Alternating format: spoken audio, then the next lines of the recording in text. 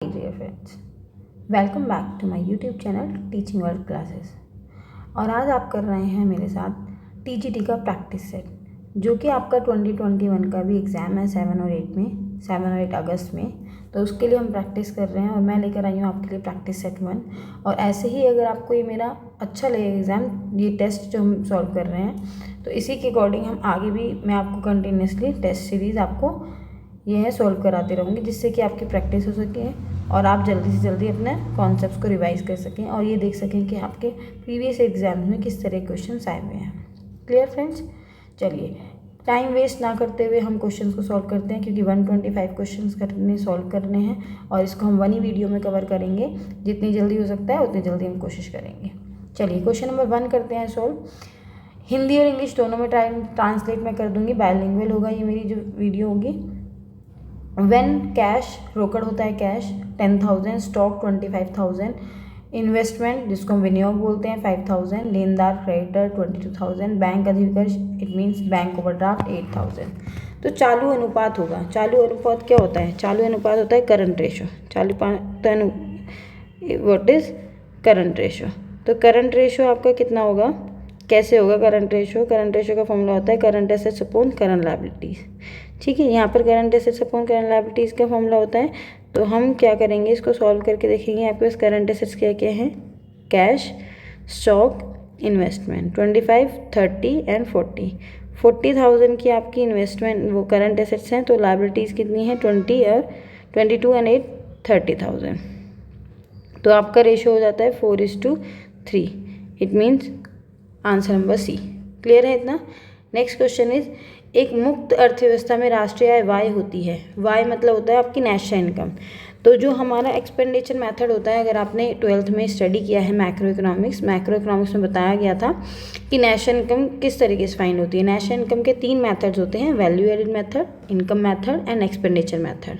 आई hope आपको वो सब क्लियर होंगे। तो उसमें ही आपने एक मेथड पढ़ा था एक्सपेंडिचर मेथड। तो एक्सपेंडिचर मेथड यही बताता है C+I + G + export minus import. ये जो एक्स है ना, -M मतलब एक्सपोर्ट माइनस इम्पोर्ट। तो यहाँ पर आपका फॉर्मूला कौन सा हो जाता है? Answer number C. क्लियर? व्यक्तियों के विकास, व्यक्ति मतलब ह्यूमन, विकास मतलब डेवलपमेंट, उसका निर्देशांक मतलब इंडेक्स। तो यहाँ पर ये क्या बन गया? HDI। तो आंसर नंबर सी। इस तरीके से भी आप समझ सकते हैं। प्रबंधन क्या होता है? मैनेजमेंट। अब मैनेजमेंट क्या होता है? मैं आपको कह रही हूँ कुछ लिमिटेड आपके पास चीज़ें हैं, उसमें आपको मैनेज करना है आपको, ठीक है, अपना वर्क करना है उसी में मैनेज। तो आपने क्या करा? लिमिटेड चीज़ों में भी आपने उसको मैनेज कर लिया। तो लिमिटेड वाला वर्ड क्या हो गया यहाँ पर? सीमित संख्या। जैसे घर में समटाइम्स ऐसा होता है ना कि आपके पास कम चीज़ें होती हैं, लेकिन आप कम चीज़ों में भी मैनेज कर लेते हैं। तो यहाँ पर भी क्या हो गया? लिमिटेड संख्या थी किसकी? वर्कर्स की, फिर भी आपने एक बिजनेस को चला लिया। क्लियर? तो this is management. Next question is, व्यक्ति करदाता जो हमारा एसएससी होता है, उसकी कंडीशन में अधिभार होता है सरचार्ज। क्या होता है अधिभार? सरचार्ज। सरचार्ज लगाया जाएगा कब? जब रकम किससे अधिक हो? 1 करोड़ से अधिक हो। ठीक है, 1 करोड़ याद रखना ही लिमिट है हमारी। 1 करोड़ से ज़्यादा होगी तब सरचार्ज आपका लगेगा। यदि विक्रय किए गए माल की लागत 1,20,000 है और सकल हानि मतलब क्या हो गया? ये ग्रोस लॉस। ये क्या हो गया? Gross loss. और ये क्या है? विक्रय किए गए माल की लागत COGS। ठीक है, अब आपने 11th में ये चीज़ें पढ़ी होंगी। COGS what? COGS का फॉर्मूला क्या होता है? अगर हम देखें तो सेल्स माइनस ग्रोस प्रॉफिट, और यहाँ पर ग्रोस लॉस है तो हम क्या कर देंगे? Sales plus gross loss. या तो यहाँ पर मैथ की इक्वेशन ही पुट कर सकते हैं, लेकिन मैं आपको एक ईजी ट्रिक सिखाना चाहूँगी। ठीक है, ईजी ट्रिक में हम क्या करते हैं मैं आपको बताती हूँ। देखिए, एक होता है कॉस्ट, एक होता है सेल्स। अगर कॉस्ट का हमारा 1/4 है प्रॉफिट, यानी कि 25% को अगर हम सॉल्व करते हैं तो 1/4 होता है, तो वो सेल्स का कितना हो जाएगा? 1/5। यानी कि डिनोमिनेटर में आप ये प्लस कर देंगे तो आपका 1/5 सेल्स का प्रॉफिट होगा। इट मीन्स अगर आपका 40,000 प्रॉफिट है कॉस्ट का, ठीक है, तो ये कितना हो जाएगा सेल्स का? 50,000। इस तरीके से। लेकिन ये तो चीज़ थी उसमें प्रॉफिट वाले केस में। इन केस आपको लॉस होता है तो कॉस्ट और सेल है। ठीक, ये 1/4 है तो ये क्या हो जाएगा? 1/3 हो जाएगा। क्लियर हो गई ना इतनी बात, क्योंकि प्रॉफिट में इसमें जा रहे, इससे हम इसमें जा रहे थे तो हम प्लस कर रहे थे, अब हम इसमें माइनस कर देंगे क्योंकि यहाँ पर लॉस हो रहा है। सेम यहाँ पर भी हम यही फॉर्मूला करेंगे। यहाँ पर क्या है, हानि जो है विक्रय की मूल्य की 1/4 है। विक्रय मूल्य मतलब सेल्स का 1/4 है, तो कॉस्ट का कितना हो गया 1/5। ठीक है, ये माइनस करा था ना हमने जब हम लॉस में जा रहे थे, तो सिंपल है। अब कॉस्ट हमारे पास 1,20,000 है, 1,20,000 का 1/5 कर लीजिए आप, वो तो आप सिंपल है। ये ट्रिक सीखनी है आपको, क्योंकि आपको वहाँ पर 1 मिनट मिलेगा, 1 मिनट में क्वेश्चन सॉल्व करना होगा। ये करेंगे तो 5 2 10, 5 4 20, 24,000 हो गया। और इन्होंने क्या पूछा है, विक्रय का मूल्य। विक्रय का मूल्य फिर कितना हो जाएगा बताइए, फिर विक्रय का मूल्य कितना हो जाएगा जब ग्रोस लॉस 24,000 आ गया है तो आपका ये हो जाएगा, क्योंकि 1,20,000 माइनस 24,000 इज इक्वल टू 96,000। ठीक है, मैंने वो फॉर्मूला रब कर लिया है, लेकिन अगर आप उसको देखना चाहते हैं तो आप वीडियो को रिपीट करके देख सकते हैं बैक करके। नेक्स्ट क्वेश्चन इज आयकर के लिए अतिवरिष्ठ। अतिवरिष्ठ मतलब होते हैं सीनियर सिटीजन। 3 लिमिट्स हमारे इस लैब रेट में बताई गई हैं। एक तो 60 तक, ठीक है, एक है हमारा 60 to 80, एक है हमारा 80 अबव। ठीक है, तो यहाँ पर सीनियर सिटीजन की बात हो रही है तो वो 80 अबव होंगे। क्लियर? ठीक। प्रबंधन द्वारा नियंत्रण क्या होता है, कंट्रोलिंग। ठीक है, प्रबंधन द्वारा नियंत्रण कार्य निम्नलिखित के बिना संभव नहीं है। किसके बिना संभव नहीं है नियंत्रण का कार्य? ठीक है, नियंत्रण का कार्य किसके बिना संभव नहीं है, कर्मचारी नियोजन के बिना संभव नहीं है। कंट्रोलिंग, नियंत्रण क्या होता है, कंट्रोलिंग जो है कर्मचारी नियोजन के बिना संभव नहीं है। नेक्स्ट क्वेश्चन इज माध्य माइनस व्यूस्टिक। व्यूस्टिक होता है आपका मोड, माध्य होता है आपका मीन, एक्स बार बोलते हैं इसको हम, और इसका फॉर्मूला क्या होता है 2 मीडियन, नहीं सॉरी, इसका फॉर्मूला होता है, अगर हम करते हैं तो मोड का फॉर्मूला होता है 3 मीडियन माइनस 2 मीन। ठीक है, तो यहाँ पर हमारा क्या आ जाएगा, यहाँ पर आ जाएगा हमारा median according to this formula, तो आंसर होगा हमारा बी मीडियन। नेक्स्ट, समविच्छेद बिंदु वह बिंदु है। समविच्छेद बिंदु कौन सा होता है, ब्रेक इवन पॉइंट, जहाँ पर आपकी नो प्रॉफिट नो लॉस वाली कंडीशन होती है, जहाँ पर आपके कंट्रीब्यूशन और फिक्स कॉस्ट सेम हो जाती है, जहाँ पर आपकी टोटल इनकम टोटल कॉस्ट के बराबर हो जाती है। ब्रेक इवन पॉइंट वो होता है जहाँ पर आपको मतलब बोथ आर इक्वल, तो यहाँ पर सारे ऑप्शंस आपके करेक्ट हैं, तो आप इसलिए यहाँ पर ऑल ऑफ द अबव पर जाएंगे। नेक्स्ट क्वेश्चन इज रूढ़िवादिता का सिद्धांत के अंतर्गत स्टॉक का मूल्यांकन किया जाएगा। यानी कि ये जो कंजर्वेटिज्म प्रिंसिपल 11th क्लास में आपको सिखाया गया था, वो ये कहता है मार्केट वैल्यू और cost price which ever is lower, ये चीज़ याद रखिएगा। ठीक है, तो ऑप्शन नंबर सी, बाजार मूल्य या लागत मूल्य जो भी कम है। नेक्स्ट क्वेश्चन, अंश अपहरण खाते में अपहरित, यानी कि ये अपहरण होता है फोरफिटेड। ये क्या होता है, फोरफिटेड, जब आप शेयर को जब्त कर लेते हैं। मैंने आपसे 10 रुपये मांगे थे, 10 रुपये में आपने मुझे केवल 6 रुपये की पेमेंट की है, 6 रुपीज़ की। अब कंपनी को तो लॉस हो रहा है, आपसे कॉल करे जा रहे हैं कि आप 4 रुपये और दे दीजिए, 4 रुपये और दे दीजिए, आप दे नहीं रहे हैं 4 रुपये, तो कंपनी क्या करेगी, अपने शेयर को जब्त कर लेगी। क्या कर लेगी, जब्त कर लेगी, यानी कि 6 रुपये भी अपने पास ही रख लेगी, वो आपको वापस नहीं देगी। This is called forfeiting. ठीक है, तो यहाँ पर ये कहा गया है कि ये जो अंश अपहरण खाते में हमने अपहरित अंशों से पुनर्निर्गमित क्या होता है, री इशू। यहाँ पर हमने क्या करा है, फिर से ये री इशू कर रहे हैं हम। करने के बाद जो शेष बचता है तो उसे किस खाते में हस्तांतरित मतलब ट्रांसफ़र आप किया जाता है। किस खाते में करेंगे आप ट्रांसफ़र, किस खाते में करेंगे आप ट्रांसफ़र, देखिए चलिए, पूंजी संचित, यानी कि कैपिटल रिजर्व खाते में ट्रांसफ़र करते हैं ना, कंपनीज की एंट्रीज बनाएंगे तो हम उसको कैपिटल रिजर्व ट्रांसफर में, जैसे कि एंट्री बनती है forfeited share debit to capital reserve account, ये लास्ट एंट्री होती है हमारी कंपनी अकाउंट के क्वेश्चन की। नेक्स्ट, यदि सरकारी व्यय 700 बढ़ा दिया जाए तथा कर भार भी 700 बढ़ा दिया जाए तो आय का संतुलन क्या होगा। आपके जो गवर्नमेंट एक्सपेंडिचर थे वो भी बढ़ गए और टैक्स भी बढ़ गया, तो उससे हमारे क्या होगा, उससे हमारा कोई भी डिफरेंस मतलब कोई भी परिवर्तन नहीं होगा संतुलन पर। यानी कि बैलेंस ऑफ पेमेंट वाला कौन क्वेश्चन था ना, तो संतुलन पर कोई भी असर नहीं होगा। व्यावसायिक उद्देश्य का समुचित परिभाषा क्या होगी? अब बिजनेस का उद्देश्य क्या होता है? नए ग्राहकों का सृजन। हमें तो नए ग्राहक चाहिए ना, समाज सेवा तो ऑब्वियसली आती है, बिजनेस का उद्देश्य थोड़ा ना है। बिजनेस अगर नॉन प्रॉफिट ऑर्गेनाइजेशन है तो उसका समाज सेवा उद्देश्य हो सकता है, लेकिन व्यावसायिक उद्देश्य जिनका मोटिव प्रॉफिट अर्न करना होता है वो नए ग्राहकों का सृजन करते हैं।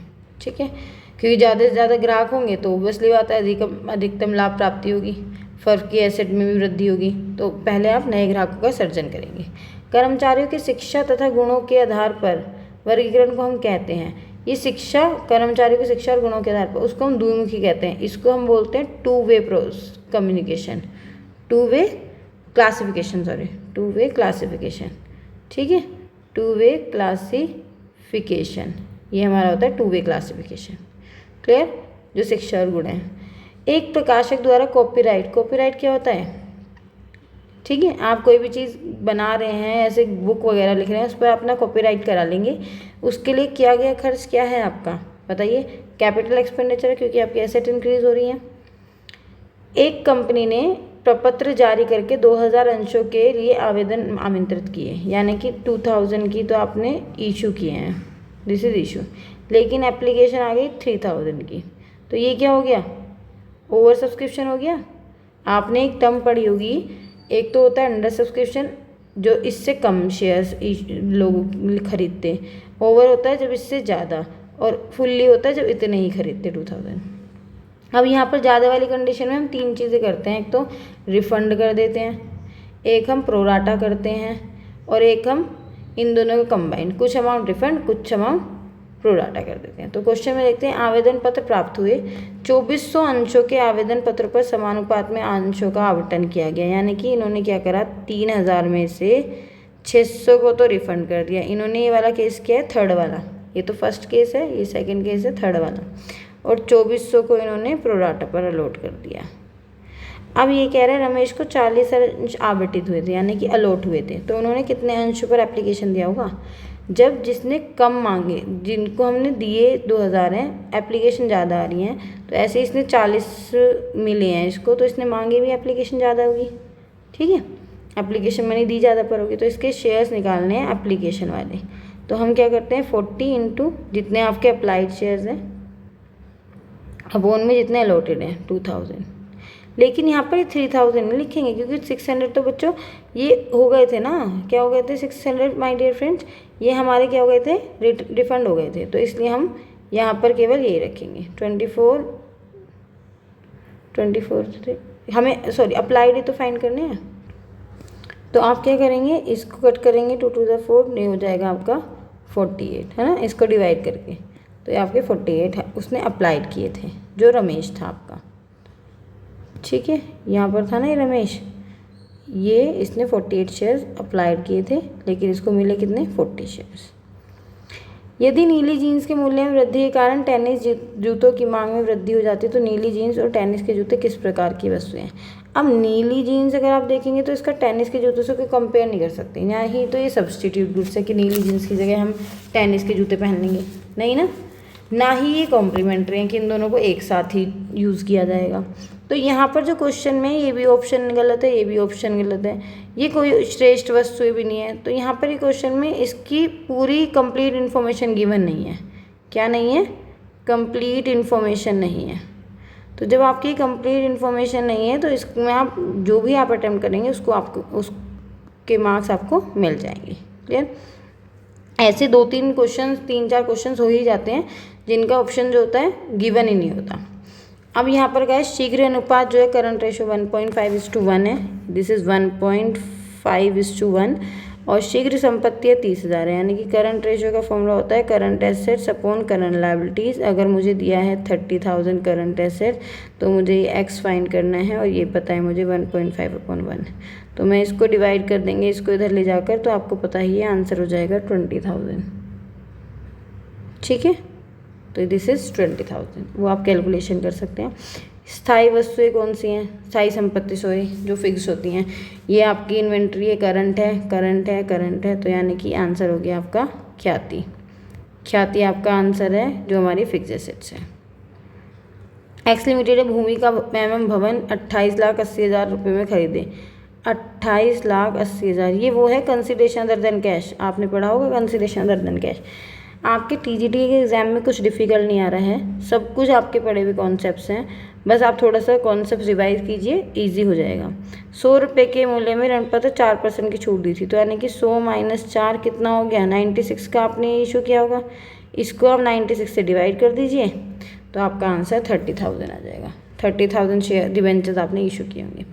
यदि औसत लागत गिर रही हो, यानी कि एवरेज कॉस्ट जो है वो आपकी फॉल हो रही है, तो आप कैसे डिसाइड करेंगे कि क्या हो रहा है, मार्जिनल कॉस्ट बढ़ रही है, मार्जिनल कॉस्ट घट रही है, फॉल हो रही है, मार्जिनल कॉस्ट एवरेज कॉस्ट बराबर होंगी, या फिर ये कहना संभव पॉसिबल नहीं है कि मार्जिनल कॉस्ट बढ़ रही है या गिर रही है। ऑब्वियसली बात है, जब एवरेज कॉस्ट गिर रही है तो हमें ये कहना पॉसिबल नहीं है कि मार्जिनल कॉस्ट जो है हमारी बढ़ रही होगी या गिर रही होगी। क्लियर है इतना? Next question. अब इसमें वही वाली ट्रिक लगेगी। यदि लाभ विक्रय मूल्य का 25% है तो लागत पर लाभ का प्रतिशत ज्ञात करो। कॉस्ट था एक सेल था, विक्रय मूल्य कितना है 1/4 यानी कि 25%, तो सेल का कितना होगा 1/3। Very simple. देखो ये तो 30 सेकेंड से ही पहले कर दिया। तो ट्रिक्स आपको आनी चाहिए, आप बहुत जल्दी क्वेश्चन को सोल्व कर लेंगे। धन को अपने पास रखने की अवसर लागत का निर्धारण होता है। जब आप धन को अपने पास रख सकते हैं तो किस रेट से, ब्याज दर से, इंटरेस्ट रेट से। भारत में आर्थिक उदारवाद का प्रारंभ हुआ। आर्थिक उदारवाद का प्रारंभ कैसे हुआ था? लाइसेंस देने की नीति में पर्याप्त परिवर्तन द्वारा, विदेशी प्रत्यक्ष विनियोग के लिए प्रक्रियात्मक अड़चनें दूर कर ये प्रॉब्लम सब दूर कर दी। ठीक है। आयात करों की दरों में महत्वपूर्ण कमी करके, यानी कि इनकम टैक्स जो इम्पोर्ट की रेट थे ना, इम्पोर्ट रेट वो भी कम कर दिए। तो ऑब्वियसली बात है हमारी जो इकोनॉमिक कंडीशन जो थी उसका प्रारंभ हो गया था। तो ये यहाँ पर ऑल ऑफ दीज सारी कंडीशंस सही हैं आपके लिए। नेक्स्ट क्वेश्चन इज, एक व्यवसाय की शुद्ध संपत्तियाँ यानी कि एसेट्स जो हैं आपकी 39,000 है, और लायबिलिटीज़ आप 31 जनवरी की जो है एसेट्स वो 38,000 है। आपको ओपनिंग और क्लोजिंग एसेट्स ही है। व्यवसाय के मालिक द्वारा जनवरी में 2,000 रुपये और विनियोजित किए गए, यानी कि ये क्या हो गई एडिशनल कैपिटल। 6,000 रुपये आहरित किए गए, यानी कि ये क्या हो गई ड्राइंग्स आपकी। तो जनवरी माह की शुद्ध आय बताइए क्या होगी? 39,000। ठीक है, प्लस 39,000, ये हम यहाँ से क्वेश्चन कर रहे हैं, प्लस जो एडिशनल कैपिटल थी 2,000 माइनस 6,000, ये ड्राइंग्स हैं आपकी, माइनस 38,000। सॉल्व कर लीजिए कितना होगा। This is 41 minus 6 is 35, 35 minus 38 is 3,000। ठीक है, तो आपका 3,000 है। नेक्स्ट, भारत में ढांचागत सुविधाओं के अंतर्गत सम्मिलित नहीं है। क्या सम्मिलित नहीं है? इंश्योरेंस। इंश्योरेंस आपका सम्मिलित नहीं है ढांचागत सुविधाओं में। मूल्य वृद्धि के समय स्कंद, जो वृद्धि हो रही होती है तो वृद्धि के समय जो स्टॉक को इवेल्युएट करते हैं, मूल्यांकन करते हैं, किस तरीके के अंतर्गत चालू संपत्ति का निचले मूल्य पर मूल्यांकन होगा, वो होगा लीफो। लीफो होता है लास्ट इन फर्स्ट आउट। ठीक है, लीफो क्या होता है? Last in first out. जो बाद में आया है उसको आप पहले बेचेंगे, क्योंकि आपके जो प्राइस में इंक्रीमेंट हो रहा है, तो इसलिए आपको यूज़ करना होगा लीफो मेथड। निम्न में से कौन सा आर्थिक सूचकांक है? सूचकांक संख्या। Very simple. ठीक है, आर्थिक सूचकांक कौन सा है? सूचकांक संख्या। बैंक अधिविकर्ष, बैंक ओवरड्राफ्ट क्या होते हैं? सभी को पता है बैंक ओवरड्राफ्ट क्या होते हैं? Current liabilities. से के बाजार के नियम के अनुसार, ये हमारा लॉ है, से के बाजार का जो नियम है वो ये कहता है कि जो पूर्ति है वो अपनी मांग खुद स्वयं उत्पन्न करती है। कर निर्धारण वर्ष के ठीक पहले वर्ष, ये हमारा जो ईयर है 21 और 22, इससे जो पहले वाला ईयर है इसको हम असेसमेंट ईयर बोलते हैं, तो इसको हम प्रीवियस ईयर बोलते हैं, जिसको हम हिंदी में गत वर्ष बोलते हैं। ठीक पहले 31 मार्च को समाप्त होने वाले वर्ष को कहते हैं गत वर्ष। अल्प पूंजीकरण का निवारण किया जाता है। कैसे पूंजीकरण का निवारण करेंगे? यानी कि आपकी जो कैपिटल है वो शॉर्ट है, तो आप बोनस शेयर्स को इशू करके कर सकते हैं अपना अल्प पूंजीकरण का निवारण। ये ऑब्वियसली बात है, पूर्वाधिकार अंश यानी कि प्रेफरेंस शेयर को रिडीम करके तो नहीं होगा, डिबेंचर्स को रिडीम करके नहीं होगा, और इनका भुगतान करने में समय पेमेंट जारी है तीनों ही केसेस में, तो यहाँ पर तो ऑब्वियसली बात और कम हो जाएगी आपकी कैपिटल जो है।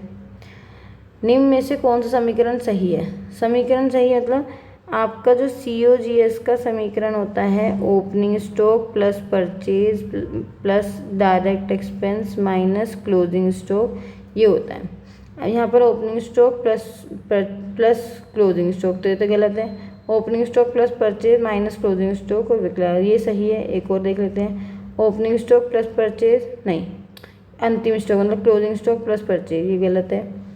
क्लोजिंग स्टॉक माइनस, ये भी गलत है। तो इट मीन्स आपका बी ऑप्शन सही है। सारे ऑप्शंस आपको एक बार चेक कर लेने क्या होगा। जबकि प्रारंभिक स्टॉक यानी कि ओपनिंग स्टॉक ये नहीं है यहाँ पर, प्रारंभिक स्टॉक जो है ओपनिंग स्टॉक 50 है और क्लोजिंग स्टॉक 60 है। 50 और 60, इन्होंने कहा विक्रय की लागत कॉस्ट ऑफ गुड्स सोल्ड 2,20,000 है। तो आपने कहा स्टॉक आवर्ती टर्नओवर बताइए यानी कि ITR बताइए। इन्वेंट्री टर्नओवर रेशियो का फॉर्मूला होता है COGS अपॉन में एवरेज स्टॉक। तो ये हो गया 2,20,000, एवरेज स्टॉक हो गया 55,000, तो ये हो जाएगा 4 टाइम्स। ठीक है, इतनी बात डिवाइड करके पूरे वर्ष। नेक्स्ट क्वेश्चन 36 क्वेश्चन पहुंच गए हमने। देखिए 20 मिनट्स में ही हमने 35 क्वेश्चंस कंप्लीट किए हैं। चलिए जल्दी से और करते हैं। पूरे वर्ष का शुद्ध विक्रय 2.5 लाख रुपए है, यानी कि नेट सेल्स जो है वो आपकी 2.5 लाख रुपए और देनदार 50,000 रुपये हैं। तो उधार विक्रय का दैनिक औसत होगा, यानी कि ये पूछ रहे हैं कि आपका जो डेटर कलेक्शन वाला पीरियड होता है ये क्या होगा। पहले आप फाइंड करते हैं डेटर टर्नओवर रेशियो, उसका फॉर्मूला होता है नेट क्रेडिट सेल्स अपॉन में एवरेज डेटर।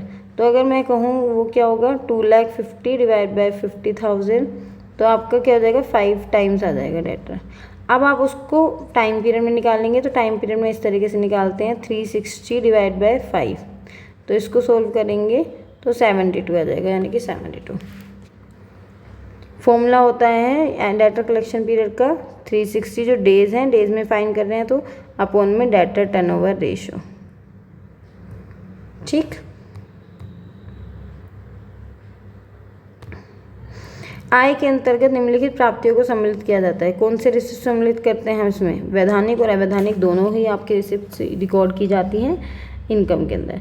ऋणपत्रों पर दिए गए ब्याज में से काटे गए आयकर को कहाँ दिखाएंगे, यानी कि जो हम डिबेंचर्स पर इंटरेस्ट देते हैं उससे जो हम टैक्स कट कर लेते हैं तो उसको कहाँ दिखाते हैं हम, वो कहाँ शो करेंगे, एसेट की साइड नहीं, लायबिलिटी की साइड कह सकते हैं, लाभ हानि खाते के क्रेडिट में नहीं, इनकम तो नहीं है क्योंकि हमें भी टैक्स पे करना है वो, और डेबिट में भी नहीं क्योंकि हमें टैक्स पे करना है, तो लायबिलिटी बन जाएगी वो हमारी।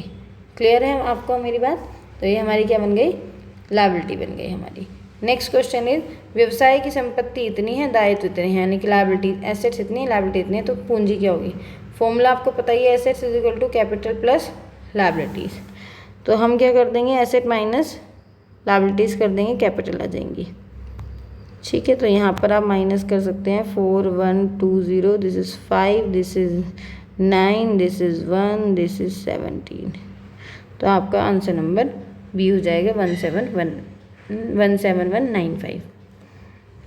क्लोजिंग स्टॉक इतना है, विक्रय लागत कॉस्ट ऑफ गुड्स सोल्ड इतना है आपके पास 75,000, ग्रोस प्रॉफिट आपका 5,000, परचेजेज हैं 82,000। तो ओपनिंग स्टॉक क्या होगा, अभी मैंने आपको फॉर्मूला बताया था, opening stock plus purchases minus closing stock is equal to cost of goods sold. तो इस फॉर्मूले में वैल्यू को पुट करेंगे तो आपका क्या हो जाएगा, ओपनिंग स्टॉक फाइंड हो जाएगा। अब जैसे कि ये आपको गिवन है विक्रय की लागत 75,000, मैं यहाँ पर लिख देती हूँ 75,000। इसमें हम क्या कर देते हैं, क्लोजिंग स्टॉक प्लस कर देते हैं, क्लोजिंग स्टॉक है 53,400, और ये परचेज है ये माइनस कर देते हैं, माइनस है आप परचेज करेंगे तो 82,000। ठीक, तो आपका हमारा आंसर आ जाएगा। आंसर क्या होगा हमारा, A 46400। एक बार आप चेक कर लीजिएगा कैलकुलेशन से, तो आंसर आपका 46400 होगा। यही फॉर्मूला आप पुट करेंगे, मैं आपको पीछे भी 2-3 बार बता चुकी हूँ। किसी संयुक्त पूंजी कंपनी में के आंतरिक अंकेक्षण के लिए शैक्षिक योग्यता है। देखिए जो ऑडिटर होता है उस ऑडिटर को चार्टर्ड अकाउंटेंट होना कंपलसरी होता है, लेकिन जो इंटरनल ऑडिटर होता है, इंटरनल ऑडिटर क्या होता है, हम बिजनेस में सोचते हैं कि हमारे जो कंपनी के अकाउंट्स हैं वो अच्छे से मेंटेन रहें और जो ऑडिटर आएगा उसको भी ज़्यादा डिफिकल्टी ना हो मैनेज करने में। तो हम एक कोई भी आपका इंटरनल ऑडिटर हो सकता है, उसके लिए ऐसा नहीं है कि वो कंपनी जो हमारे कंपनी एक्ट के जो हमारे रूल्स हैं लॉज हैं उनके अकॉर्डिंग वो शिक्षित होना आवश्यक नहीं है। तो ऑप्शन नंबर ए हमारा सही होगा। ऑब्वियसली बात है चार्टर्ड अकाउंटेंट होना चाहिए, वो तो हमारा इंटरनल ऑडिटर की बात हो रही है ना। इंटरनल ऑडिटर कौन होगा? इंटरनल ऑडिटर तो आपके बिजनेस में से कोई हो सकता है जो डेली बेसिस पर आपके अकाउंट देख रहा है, चेक कर रहा है। चाय के उत्पादन एवं विक्रय में सम्मिलित प्रतिशत कृषि आय एग्रीकल्चर इनकम कितनी होगी? मैन 60% और 40% का रेशियो होता है। 40% नॉन एग्रीकल्चर इनकम होती है और ये एग्रीकल्चर होती है। तो this is option number C. Graph में उपभोक्ता की बचत का क्षेत्र होता है। क्या होता है? उपभोक्ता की बचत यानी कंज्यूमर की जो सेविंग्स होती हैं डिमांड वक्र के यानी कि मांग वक्र के नीचे और मूल्य वक्र रेखा के ऊपर जो होगा ये हमारा सेविंग का वो होगा क्षेत्र, एरिया, जहाँ पर आप सेविंग कर रहे हैं। यदि पूंजी आपकी 1 जनवरी की कैपिटल इतनी है, 31 दिसंबर कैपिटल इतनी है, ड्राइंग्स इतनी है आपकी, ये ड्राइंग्स है, ये क्लोजिंग है, ये ओपनिंग है, तो लाभ हानि ज्ञात कीजिए। कर सकते हैं हम 19,400 माइनस 43,000। अच्छा तो आप इस तरीके से कीजिए 21,500 प्लस 4300 25,800 हो गया माइनस 19,400, तो ये क्या हो जाएगा 400, 6,400 का प्रॉफिट हो जाएगा आपका। ठीक है। निम्नलिखित में चालू दायित्व है, क्वेश्चन नंबर 45। चालू दायित्व क्या होता है? Current liabilities, outstanding wages. ये तो प्रोविजंस, ये नहीं है, ये नहीं है, कुछ भी नहीं है। एकाधिकार में औसत आगम वक्र की ढाल होगी। मोनोपोलिस्ट में क्या होता है? नहीं ऐसे होता है ना, इस तरीके से नीचे की ओर बाईं से दाईं ओर। समविघन यानी कि जो हमारी वो होती हैं डिस्क्रीट सीरीज, उसमें माध्यिका का मूल्य कैसे फाइंड होता है? n+1 divide by 2 is equal to nth item. तो ये वाला होगा आपका ऑप्शन नंबर ए। यहाँ पर आपको दिया है कि जो 1 जनवरी को एसेट्स हैं वो 30,000 और लायबिलिटी जितनी है, 31 दिसंबर को आपको कैपिटल भी दी हुई है। स्वामी द्वारा वर्ष में आहरण यानी कि ड्राइंग्स भी दिया हुआ है। उन्होंने पूछा 1 जनवरी को पूंजी, तो 1 जनवरी की हमारी इन्फॉर्मेशन तो बस इतनी है। तो यानी कि कैपिटल का फॉर्मूला क्या होगा? Asset minus liabilities is equal to capital.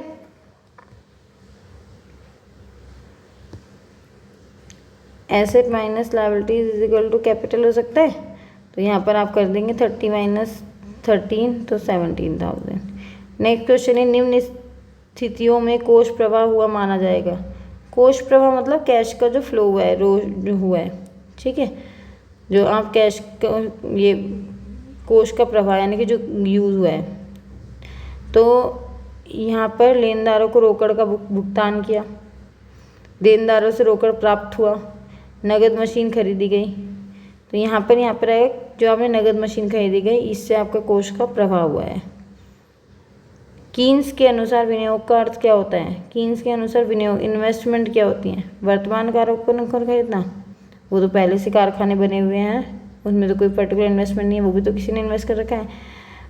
वर्तमान फर्म में अंश खरीदना नहीं, पुरानी इमारतों को खरीदना, पुरानी भी हैं, नए कारखानों की स्थापना करना। आप कोई नई चीज़ बना रहे हैं जो पहले से है ही नहीं, तो वही तो आपकी इन्वेस्टमेंट होगी। ठीक है, सेम क्वेश्चन रिपीट हो गया 51। मैंने आपको बताया था कॉस्ट और सेल्स ये 1/4 है, लॉस की कंडीशन में प्लस हो जाता है और प्रॉफिट कंडीशन में माइनस हो जाता है इससे इधर जाने में। तो 1/4 है, इसको हम करेंगे 5 से डिवाइड, तो आपका 24,000 आ जाएगा। तो आपका आंसर हो जाएगा 96,000। खुले बाजार की क्रियाएं हिस्सा हैं, किसकी हिस्सा हैं? खुले बाजार की जो क्रियाएं हैं वो साख नीति की हिस्साएं होती हैं। देनदारों से प्राप्त रोकड़ 12,000 तथा फर्नीचर खरीदा गया 7,000, क्या प्रभाव होगा? देनदारों से प्राप्त रोकड़, देखो यहाँ पर डेटर्स हैं और कैश है। डेटर गया और कैश आया, दोनों से ही करंट एसेट्स क्या हो रही हैं? कोई भी इफेक्ट नहीं हो रहा। तो यानी कि वर्किंग कैपिटल पूछा गया है, तो इससे तो वर्किंग कैपिटल पर कोई इफेक्ट नहीं पड़ रहा। ठीक, फर्नीचर खरीदा गया, फर्नीचर खरीदा है, तो यानी कि फर्नीचर तो हमारी करंट एसेट नहीं होता, करंट एसेट नहीं है फर्नीचर, लेकिन जो फर्नीचर खरीदा है तो कैश तो गया है, कैश तो हमारी करंट एसेट था। तो अब उससे देखते हैं हमारी कार्यशील पूंजी वर्किंग कैपिटल बढ़ेगी, नहीं 5,000 से तो बढ़ेगी नहीं, क्योंकि इसका तो कोई इफेक्ट नहीं हो रहा, 7,000 का इफेक्ट हो रहा है। 7,000 का एक ही ऑप्शन है, तो ऑप्शन नंबर डी के साथ आप जाएंगे। विकासशील देशों में कृषि उत्पादन बढ़ाने में सबसे महत्वपूर्ण कारागार क्या है, कौन सी नीति है? ठीक है, देखो विकासशील देश वो होते हैं जो डेवलपिंग होते हैं, विकसित वो होते हैं जो डेवलप कर चुके हैं।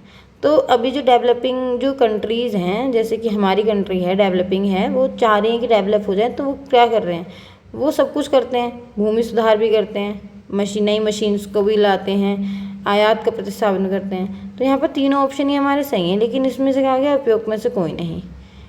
ये उपयुक्त सभी होता, तो यहाँ पर हम ऑप्शन नंबर डी के साथ चले जाते, तो इसको अटेम्प्ट करने के आपको मार्क्स मिलेंगे। पूंजी व्ययों को आगम व्यय मानकर खाते में दिखाने से क्या होता है?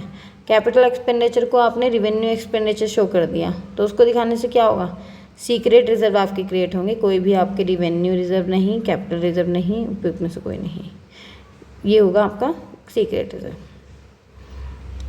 संपत्ति का मूल्य 21,000 है, अवशेष मूल्य 1,000 है, ह्रास की दर 10% है। दूसरे वर्ष के लिए ह्रास की राशि क्या होगी यदि ह्रास रैखिक विधि से काटा जा रहा है?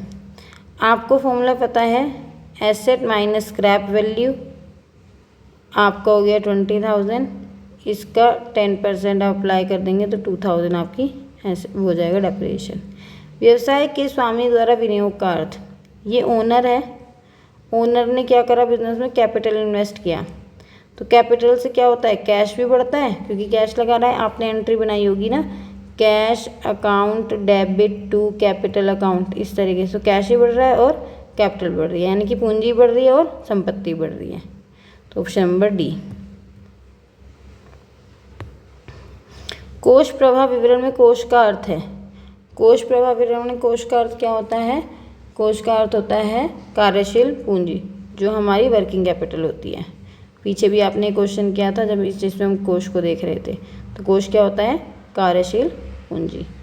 नेक्स्ट, एक कंपनी ने अपने 2 लाख के पूर्वाधिकार अंशों का शोधन किया, यानी कि रिडीम किए प्रेफरेंस शेयर्स।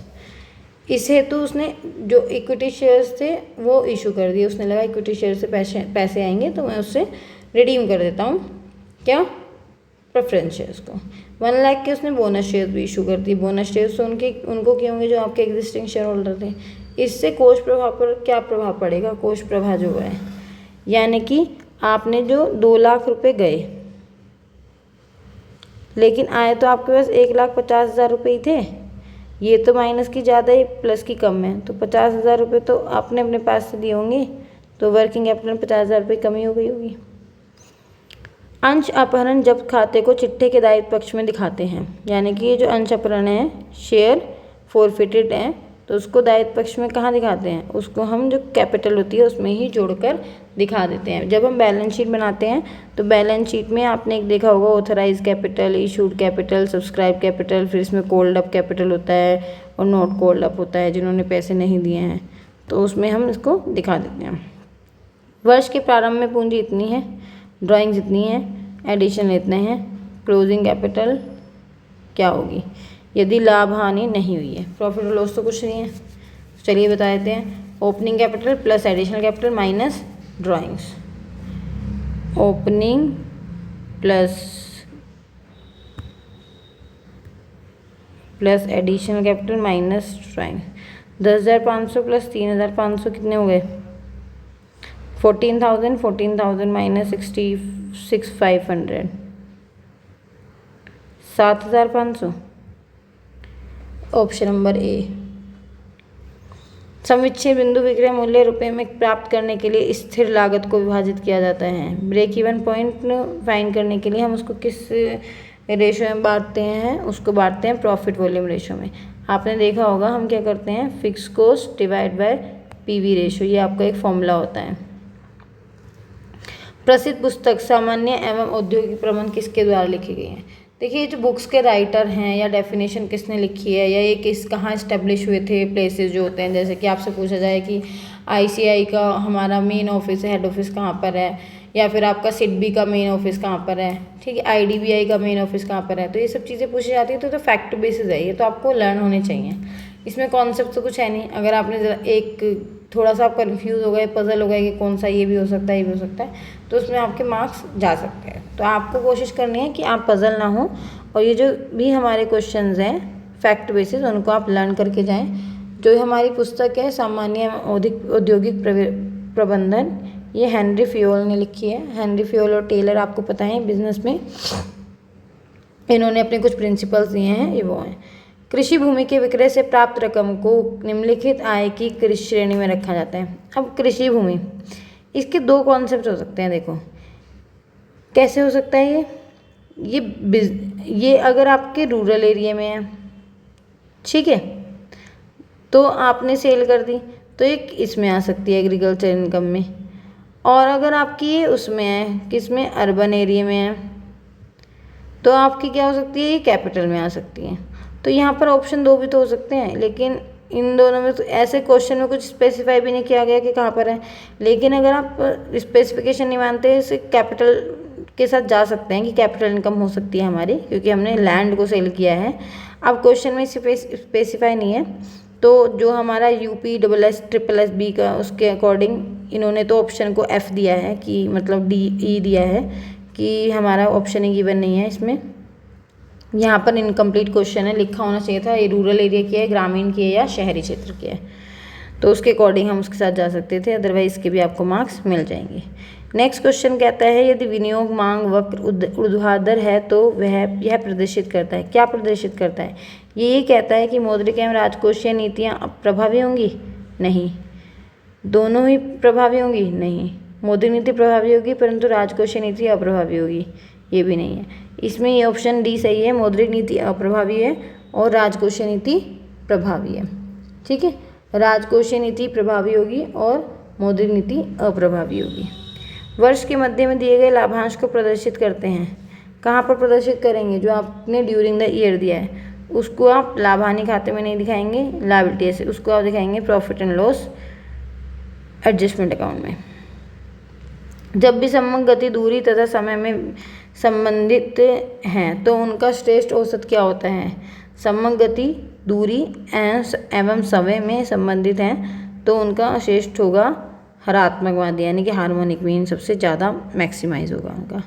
परिचालन कोष, ऑपरेटिंग फंड जो है ये आपका 42,000 है, प्लांट एंड मशीनरी पर रास 5,000 है, तो लाभ कितना होगा 42,000 minus 5,000 is equal to 37,000। Next question है निम्नलिखित में स्थिर लागत है एक को छोड़कर, बीमा फीस स्थिर है, दे किराया स्थिर है, निदेशकों की फीस स्थिर है। उत्पाद विक्रय पर लाइसेंस फी, ओब्वियसली बात है ना, उत्पाद विक्रय आपका चेंज हो सकता है, आप कभी कम ज़्यादा प्रोडक्शन कर रहे हैं, सेल कर रहे हैं, ज़्यादा कम कर रहे हैं, तो उसके अकॉर्डिंग लाइसेंस फी तो उसके उनके बेसिस पर होती है, कितनी % होगा, इतने % नहीं होगा, तो वो हमारी स्थिर नहीं है।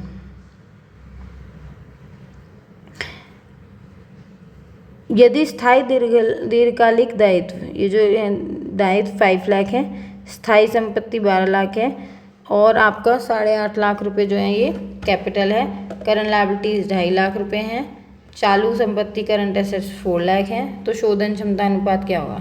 शोधन क्षमता अनुपात होता है आपका सोल्वेंसी रेशो, क्या होता है आपका सोल्वेंसी रेशो। इसका फॉर्मूला होता है total liabilities upon total assets, ठीक है। टोटल लायबिलिटीज कितनी है आपकी यहाँ पर 5 लाख प्लस 2,50,000, तो ये हो गई आपकी 7,50,000।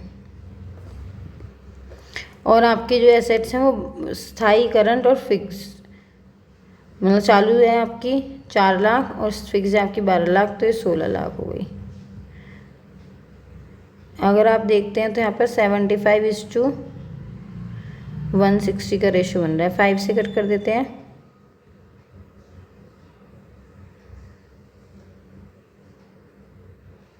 15:32 का आपका रेशो आ रहा है इसका, और ऑप्शन में तो कोई है नहीं आपका, तो इसमें ये क्वेश्चन का ऑप्शन जो है दिया नहीं है, इसके भी आपको मार्क्स मिलेंगे अटैम्प्ट करने के। नेक्स्ट क्वेश्चन इज व्हाट, एक देश की आर्थिक प्रगति का उचित मापक क्या होगा। जो हमारी कंट्री की इकोनॉमिक जो प्रगति है उसको कैसे हम कर सकते हैं, उचित मापक क्या है उसका। सकल घरेलू उत्पाद जिसको हम बोलते हैं GDP, NDP, NNP, प्रति व्यक्ति वास्तविक आय। प्रति व्यक्ति वास्तविक आय क्वेश्चन, ये इसका आंसर होगा। प्रगति का उचित मापक है क्योंकि हर व्यक्ति हमारे ज़्यादा अच्छे से अर्न करेगा तो हमारा कंट्री वैसे भी डेवलप होगी। लागत मात्रा लाभ विश्लेषण निम्नलिखित में से किस मान्यता पर आधारित नहीं है? जो कोस्ट वाला हमारा जो कोस्ट वॉल्यूम प्रॉफिट है, ये किस पर मान्यता पर आधारित नहीं है? उत्पादों का विक्रय मिश्रण स्थिर रहता है। उत्पादों का विश्रण विक्रय जो है यानी कि वो स्थिर रहता है, फिक्स रहता है? नहीं। स्टॉक की मात्रा वर्ष में परिवर्तनशील है? हाँ, कह सकते हैं। आयाम लागत निर्धारित सीमा में रैखिक है? हमें क्या पता उसी सीमा में होंगी। माल का मूल्य और मजदूरी अपरिवर्तनीय होता है? ये भी कह सकते हैं, लेकिन हमारा इसका बेस्ट ऑप्शन बी है, तो बी ऑप्शन के साथ हम जाएंगे। स्टॉक की मात्रा वर्ष में परिवर्तनशील होती है। कर कृषि आय, एग्रीकल्चर इनकम जो है इनकम टैक्स एक्ट की किस धारा के अंदर सेक्शन के अंतर्गत कर मुक्त है? जो भी हमारी वो है एग्जेम्प्टेड इनकम वो सेक्शन 10 में आती हैं। अब यहाँ पे कृषि आय पूछा तो सेक्शन 10 सब सेक्शन 1 में आएगी। एक अवयस्क यानी कि माइनर जो है, माइनर की इनकम उसके संरक्षण की कर योग्य आय में जोड़ जाएगी अगर उसकी इनकम 1500 से ज़्यादा हो। ये सारे लिमिट्स हमें टैक्स में बताई गई हैं। आप लोगों को पता होनी चाहिए कि टैक्स में किस चीज़ की लिमिट्स हैं। आपको डिडक्शन वाले चैप्टर की जो लिमिट्स हैं 80, ATG, ATGG, ATTTA, ये सब सेक्शंस की लिमिट्स पता होनी चाहिए। कौन सा सेक्शंस किस चीज़ के लिए है ये भी पता होना चाहिए। सरचार्ज की लिमिट, एजुकेशन सेस, आपके जो सेस हैं इनकी पता होना चाहिए 2%, 1%। तो ये सब चीज़ें आपको पता होंगी तो बेसिकली आप इनको क्वेश्चन में ईजिली कर सकते हैं। एक फर्म जो नाव का निर्माण करती है, प्रतिमाह स्थिर लागत उसकी 2,60,000 है, नाव का विक्रय मूल्य 35,000 है, परिवर्तनशील लागत प्रति नाव 15,000 है। बोट यार्ड में 20 नावें प्रतिमाह निर्माण की जा सकती हैं। फर्म का समुच्चय उत्पादन होगा। समुच्चय उत्पादन यानी कि नो प्रॉफिट नो लॉस, यानी कि इसको हम कह सकते हैं ब्रेक इवन पॉइंट। ओके, यहाँ पर हम क्या देख रहे हैं कि हमारी जो फिक्स कॉस्ट है, फिक्स कॉस्ट कितनी है? तो मैंने आपको बताया था हमारा फॉर्मूला होता है fix cost upon contribution. PV ratio भी होता है, वो अलग अलग चीज़ें हैं यूनिट्स में रुपीज़ में निकालने के लिए। यहाँ पे हम यूनिट्स में निकाल रहे हैं। देखिए तो हमारा ये हो गया 2,60,000 की फिक्स कॉस्ट और कंट्रीब्यूशन कितना है? Selling price minus variable cost 35 minus 15 20,000। तो 13 बोट आपकी नो प्रॉफिट नो लॉस वाली इक्वेशन है अगर आप 13 बोट आप सेल करते हैं। बैंक में भुनाया गया बिल है, जो हम बैंक से डिस्काउंट करा लेते हैं बिल, उसको हम क्या कहते हैं? करंट एसेट्स, करंट लायबिलिटीज़ या कंटीजेंट लायबिलिटीज़। उसको कंटीजेंट लायबिलिटीज़ कहते हैं क्योंकि करंट लायबिलिटी करंट एसेट नहीं है। -4 -3 0 3 4 का एवरेज क्या होगा? 4 से 4 कट, 3 से 3 कट, तो एवरेज भी 0 ही हो जाएगा। निम्नलिखित में कौन सा समीकरण सही है? कौन सा समीकरण सही है बताया मैंने आपको, asset is equal to capital plus liabilities. तो यहाँ पर ऑप्शन नंबर सी सही है। यदि महिला करदाता की कृषि आय जो फीमेल है उसकी कृषि एग्रीकल्चर इनकम 8,000 है, उसकी कृषि आय उसकी कुल आय में जोड़ी जाएगी यदि उसकी कुल इनकम किससे अधिक हो? 1,35,000, 1,50,000, 2,00,000 या 2,25,000। उसकी लिमिट 2,00,000 है कि अगर 2,00,000 से ज़्यादा है तो उसकी कृषि आय उसकी इनकम में जोड़ दी जाएगी। निम्नलिखित में से किस उद्देश्य हेतु अंश प्राब्याज का प्रयोग किया जाता है? यानी कि आप जो वो ब्याज का प्रीमियम का यूज़ कर लेते हैं, किस लिए यूज़ कर सकते हैं? छूट को अपलिखित करने में, प्रीलिमिनरी एक्सपेंडिचर्स को राइट ऑफ करने में, बोनस शेयर्स को इशू करने में, सभी में आप यूज़ कर सकते हैं। 5 इकाई के उत्पादन पर चालू लागत यानी कि वेरिएबल कॉस्ट जो है 100 है और स्थिर लागत 40 है, तो कितनी हो गई? टोटल कॉस्ट हो गई 140। तो 140 आपकी टोटल कॉस्ट हो गई है ये। 5 इकाइयों की कुल एवरेज कॉस्ट कितनी होगी? इससे डिवाइड कर दीजिए, 28 रुपीज़। व्यवसाय का अर्थ क्या है? व्यवसाय क्या होता है? व्यवसाय का अर्थ क्या है? उद्योग एवं वाणिज्य, इंडस्ट्री एंड कॉमर्स। पवन का जन्म, श्री पवन का जन्म 18 अप्रैल 1986 को भारत में हुआ, ठीक है। और बाद में उन्होंने USA की नागरिकता ले ली, अब वो USA के नागरिक सिटीजन बन गए, तो उनका इंडिया से कोई लेना देना नहीं है। ना तो उनके माता पिता तथा ना ही उनके दादा दादी अविभाजित यानी कि हिंदू अनडिवाइडेड फैमिली भारत में हुए थे, यानी कि जब हमारा भारत आज़ाद हुआ था उससे पहले, ठीक है, उसमें हुए थे। तो श्री इस स्थिति में श्री पवन को क्या कहा जाएगा? ऑब्वियसली बात है, अगर उनके माता पिता ऐसे होते कि हिंदू अनडिवाइडेड फैमिली से पहले, जो भारत आज़ाद अविभाजित होने से पहले हुए होते, तो वो भारत के नागरिक कहलाते। लेकिन जब वो ऐसे है ही नहीं, मूल व्यक्ति कहलाते, ठीक है। लेकिन मूल व्यक्ति नहीं कहलाएंगे। मूल व्यक्ति किस कंडीशन में होते हैं? वो अगर उनके दादा दादी या उनके मम्मी पापा का जन्म अविभाजित, भारत के अविभाजित होने से पहले हुआ होता तो ये तो होंगे ही नहीं। भारत के नागरिक भी नहीं हो सकते क्योंकि उन्होंने नागरिकता यूएसए के लिए ली, तो विदेशी हो जाएंगे। क्लियर है? इतनी बात याद रखिएगा। बाजार के आकार को निर्धारित करने वाला महत्वपूर्ण निर्धारक है, कौन सा है? बाजार के आकार को कौन करेगा? मौद्रिक प्रसार, विनियोजकों के लिए अवसर, उत्पादकता या बजट। ऑब्वियसली बात है, जो अपॉर्चुनिटी दे रहा है आपके पास वही आपके लिए क्या है? महत्वपूर्ण निर्धारक है। यदि शुद्ध लाभ इतना है, पूर्वाधिकार अंश लाभांश इतना है, कर इतना है, टैक्स, समता अंश पूंजी प्रत्येक 10 रुपये की है और इतनी कैपिटल है, तो अर्निंग पर शेयर कितना होगा? अर्निंग पर शेयर, प्रॉफिट लिखेंगे पहले, after this and after this, तो 35 माइनस कर देंगे तो 1,15,000 डिवाइड बाय ये 10 से 10 करिए, कितने शेयर हैं? 1 लाख, तो 1.15, ऑप्शन नंबर सी। साझेदारी फर्म की आय में साझेदार का भाग होता है, कितना आय होता है साझेदारी की फर्म में? साझेदार का भाग होता है पूर्णतः कर मुक्त, क्योंकि साझेदार थोड़ा ना वो देंगे टैक्स, वो तो फर्म के बेसिस पर दिया जा रहा है ना। पोस्ट ऑफिस में एकल बचत खाते से प्राप्त ब्याज की रकम किस सीमा तक आयकर मुक्त होती है? 3500 तक, ये कोई लिमिट नहीं है उसमें, 3500 टैक्स में बताया गया है। क्रियात्मक संगठन का मुख्य लाभ है विशिष्टीकरण, स्पेशलाइजेशन, आप किस चीज़ में स्पेशल हो। निम्नलिखित वितरण का समांतर माध्य है, एवरेज बताइए, इनको मल्टीप्लाई कर लीजिए, सबको मल्टीप्लाई करके जो आएगा उनको प्लस कर देंगे हम, फिर इनसे डिवाइड कर देंगे, जो आपका फ्रीक्वेंसी का होगा 10, 20, 30, 40, 47 से, ठीक है। तो इसका आंसर 160.3 हो जाएगा। यदि कारखाना मैनेजर को लाभ का 10% कमीशन उसका कमीशन काट कर मिलता है, तो यदि लाभ 2200 है तो कमीशन कितना होगा? आप इसमें देख सकते हैं कि जो आपका कंडीशंस होती हैं, नेट प्रॉफिट इनटू में रेट अपॉन में 100 प्लस रेट आफ्टर वाला होता है, तो यहाँ पर भी सेम यही है, 2200 इंटू में 10 डिवाइड बाय 110, ठीक है, तो ये हो गया 200।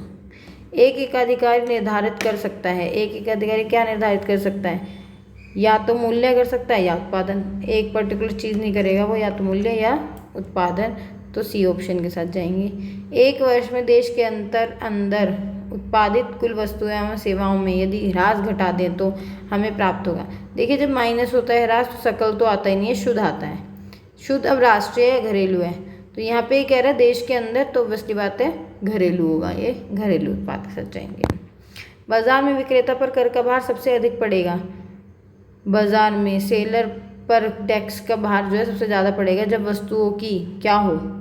यदि पूर्ति तथा मांग दोनों लोचपूर्ण हो, यदि पूर्ति तथा मांग, सप्लाई और डिमांड जो है लोचपूर्ण नहीं हो, यदि मांग लोच रही तो मतलब मांग में कोई चीज़ ना रहो और जो सप्लाई है वो लोचपूर्ण हो, ऐसा कह सकते हैं क्या?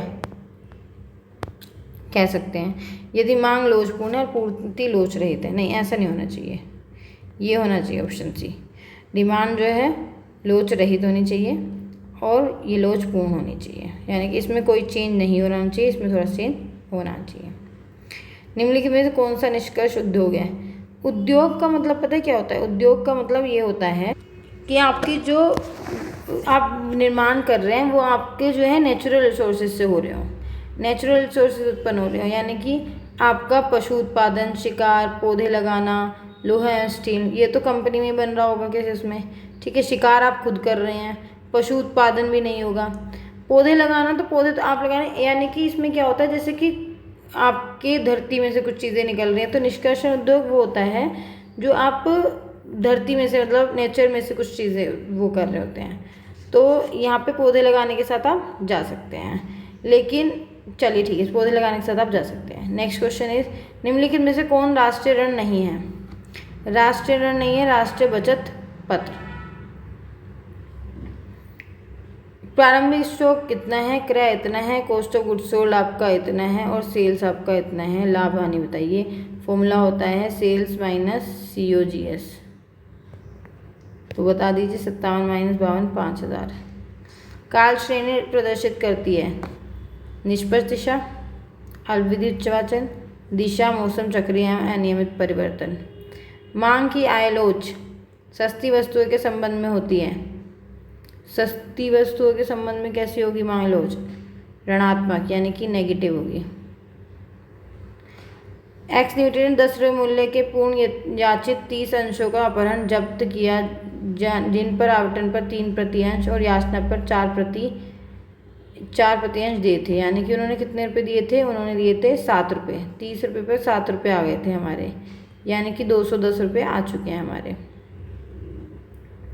ठीक है, 210 रुपये तो आ चुके हैं। इन्होंने क्या ये अंश 8 रुपये में चुकता कर दिया, यानी कि 30 × 8 240 में। डिस्काउंट कितना दिया? 30 ×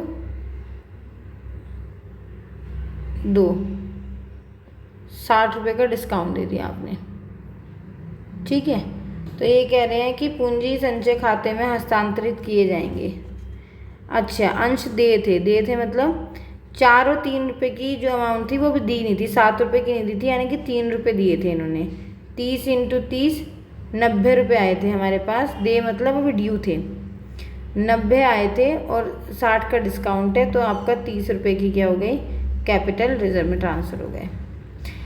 सूची 1 कंपनी अधिनियम को निम्न में से किसके लिए अपनाया जा सकता है? किसके लिए? MOA के लिए, AOA के लिए, प्रोस्पेक्टस के लिए या किसी के लिए भी नहीं? पार्श्व सीमा अंतर नियम के लिए, यानी कि MOA के लिए। सॉरी, ये MOA है, ये AOA है। एक सांख्यिकी सारणी पंक्ति को शीर्षक को कहा जाता है, उसको कहा जाता है अनुशीर्षक, स्टैब। एक अपवर्जित श्रेणी में कौन होता है? अपवर्जित श्रेणी में होते हैं जिसमें दोनों वर्ग सीमा पर विचार किया जाता है, निचली सीमा को निकाल दिया जाता है, दोनों सीमा को, ऊपरी सीमा को निकाला जाता है बस। जब वर्ग की निचली और ऊपरी तीनों सीमाओं पर विचार करते हैं तो ऐसे वर्ग को कहते हैं समावर्जी।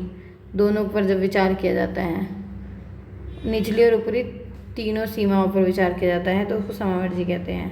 संबंधित तथ्यों को वर्गों में क्रमबद्ध करना कहलाता है, क्या कहलाता है? क्लासिफिकेशन, है ना? आप सीरीज वाइज कर रहे हैं उसको। केंद्रीय प्रवृत्ति की एक माप है, यानी कि सेंट्रल, वो जो हमने पढ़ा है सेंट्रल टेंडेंसी, उसका क्या है हमारा?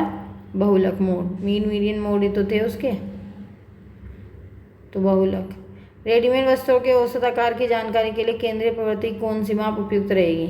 रेडीमेड वस्त्र, जूतों का शोरूम कुछ भी है तो उसके लिए मोड आपका, आप ये देखते हैं सबसे ज़्यादा कौन सा बिका है, तो मोड में भी देखते हैं सबसे ज़्यादा कौन ज़्यादा बार रिपीट हुआ है। एक श्रेणी में कितने चतुर्थांशों की गणना की जा सकती है? 12 की गणना की जा सकती है। 15 संख्याओं का माध्य 15 पाया गया। यदि 2 संख्याएं 18 12 निकाल दी जाएं, 15 × 15 करेंगे तो कितना होगा? 225। इसमें से 18 और 20 निकाल दिया, यानी कि 30 निकाल दिए, तो कितने बचे? 195। डिजिट भी क्या हो गई? 13 हो जाएगी, तो 15 आ जाएगा। इसको डिवाइड कर लेंगे तो 9 17 91 का माध्य होगा 9 + 17 + 91 डिवाइड बाय 3, ये प्लस है। 90 100 110 117 डिवाइड बाय 3 करेंगे 39 आ जाएगा। नेक्स्ट क्वेश्चन इज माध्यिका तथा समांतर माध्य की सहायता से बहुलक ज्ञात किया जाता है। मैंने फॉर्मूला बताया था Z = 3 मीन - 2x का बार। 2 अंकों यानी कि 8 और 18 का गुणोत्तर माध्य। गुणोत्तर माध्य क्या होता है? 8 × 18, तो ये कर देंगे हम, 8 × 18 हो जाएगा 144। इसका ये करेंगे तो 12 हो जाएगा, ए ऑप्शन। असमान पद मूल्यों की दशा में जो असमान यानी कि अनइक्वल होते हैं तो उसमें मीन जो है ज़्यादा होता है ज्योमेट्री मीन से, ज्योमेट्री मीन ज़्यादा होता है हार्मोनिक मीन से। अगर ये समान पद होते तो आंसर ये आंसर होता। ठीक है, अपरिकरण की दशा आदर्श माप कही जाती है। किसको कहा जाता है? स्टैंडर्ड डेविएशन को, ये आपको पता ही होगा। विस्तार गुणांक यानी कि कोफिशिएंट ऑफ रेंज जो है उसका फॉर्मूला क्या होता है? L minus S upon L+S। Range का फॉर्मूला क्या होता है? L-S, largest minus smallest. यदि प्रसरण 144 है तो मानक विचलन क्या होगा? 12। यदि समांतर माध्य 25 और प्रमाण विचलन इतना है तो इसका फॉर्मूला होता है SG upon mean into 100। 6.25 into 100 upon में 25, 25 B। पुष्पालन का कार्य यानी कि बुक कीपिंग समाप्त होता है तो अकाउंटिंग शुरू होता है, अकाउंटिंग समाप्त होता है तो ऑडिटिंग शुरू होता है।